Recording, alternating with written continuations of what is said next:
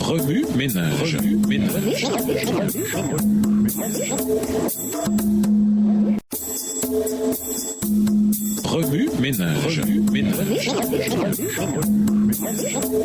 Bienvenue dans votre émission Remue ménage. Nous voilà la leçon de lundi. Interpréter la masculinité biblique. Tout comme pour la féminité, les différentes cultures ont des manières différentes de comprendre la masculinité, va de l'autoritarisme dominant à la répression récessive de tout trait puissant et actif. Une caricature cherche à créer une identité dépendante et non sexiste en évitant tout trait masculin traditionnel. L'autre caricature va à l'autre extrême en accentuant un trait masculin au détriment d'un autre, allant des vaniteux métrosexuels et des lumbersexuels musqués aux gars hypermusclés grâce à l'alpha-testostérone et aux ubersexuels brillants et ostentatoires. Une fois de plus, Dieu dans la Bible utilise le motif de l'homme et ses permutations de père, fils, frère et mari pour se représenter lui-même en relation avec son peuple. Les Écritures montrent clairement que les hommes ne doivent pas dominer sur les femmes et ne pas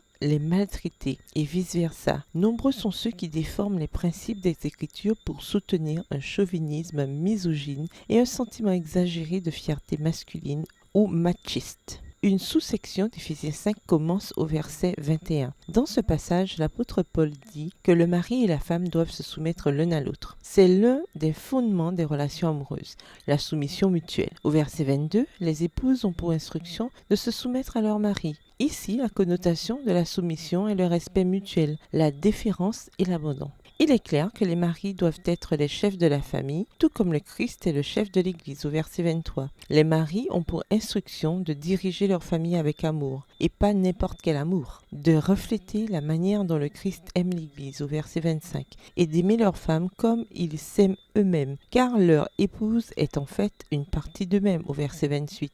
Il est donc clair que l'amour du Christ est le modèle masculin qu'il faut suivre. Somme 103, les versets 8 à 14, dépeint la tendresse de Dieu le Père. Les versets 8 à 10 mentionnent à la fois sa colère et sa miséricorde. Le psalmiste utilise ensuite la distance verticale entre le ciel et la terre et la distance horizontale entre l'est et l'ouest pour décrire la capacité de Dieu dans sa miséricorde à effacer nos péchés. Il culmine avec l'image d'un père ayant pitié de ses enfants car il connaît leurs faiblesses et leurs origines. Les versets 13 et 14. Plus que la force du corps, il y a la force de caractère et l'amour qui sont incarnés dans la virilité biblique.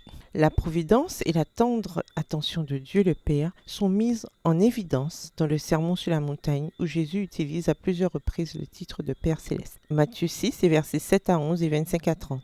Le motif du Père se poursuit dans Hébreux 12, les versets 7 à 10, où Dieu s'occupe de ses enfants par la discipline et la correction afin que nous puissions participer à sa sainteté. Ésaïe 40, le verset 11, continue à montrer la douceur et la tendresse de Dieu avec la providence et la force. Paul utilise l'image de la masculinité dans 1 Corinthiens 16, verset 13, où il écrit « Veillez, demeurez ferme dans la foi, soyez courageux, soyez forts ». La racine grecque de l'expression « être courageux » c'est « andrizomai » qui signifie être courageux comme un homme. Les traits de caractère de la bravoure, de la fidélité, de la force et de la fermeté sont entrelacés avec le genre masculin. Remue ménage, après avoir regardé votre texte écrit et annoté, quels éclairages particuliers vos notes semblent-elles indiquer dans l'ensemble? Quelles questions émergent après l'étude de ce passage? Quelle partie du passage trouvez-vous difficile? Quels autres principes et conclusions découvrez-vous? Quels sont les autres passages qui donnent un éclairage accru de la masculinité biblique? Au revoir. Et à demain si Dieu veut. Remue ménage. Remue ménage.